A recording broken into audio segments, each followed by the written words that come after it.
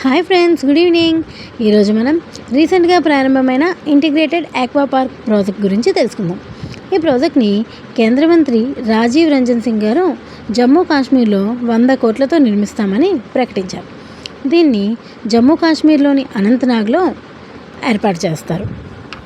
శ్రీనగర్లో జరిగిన షేర్ ఈ Kashmir international conference centre వద్ద నిర్వహించిన తొలి కాన్ఫరెన్స్ ఆన్ కోల్డ్ వాటర్ ఫిషరీస్లో దీని గురించి ప్రకటించారు. ఈ ప్రాజెక్టు లక్ష్యాలు ఏమనగా మత్స్యరంగాన్ని బలపరచడం, ట్రౌట్ వంటి చేపలను ఉత్పత్తి పెంచడం, ప్రాసెసింగ్, స్టోరేజ్ అండ్ మార్కెటింగ్ సౌకర్యాలను మెరుగుపరచడం, ఉపాధి అవకాశాలు కల్పించడం. దీని ద్వారా మత్స్యరంగాన్ని స్థిరంగా మరియు శాస్త్రీయంగా అభివృద్ధి చేయడం జరుగుతుంది. అసలు aqua park, trout ship farming అంటే ఏంటో తెలుసా? చెప్తాను, వినండి. ఆక్వా పార్క్ అంటే ఒకే చోట మత్స్యరంగానికి సంబంధించిన అన్ని సౌకర్యాలు కలిగిన సమగ్ర కేంద్రాన్ని ఆక్వా పార్క్ అంటారు.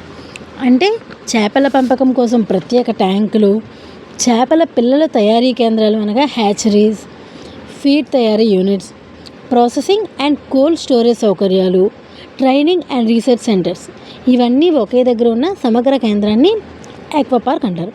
అనగా రైతులు చేపలను పెంచడం నుండి అమ్మకం వరకు అన్నీ ఒకే చోట చేయగలిగే విధంగా ఏర్పాట్లు చేశారు.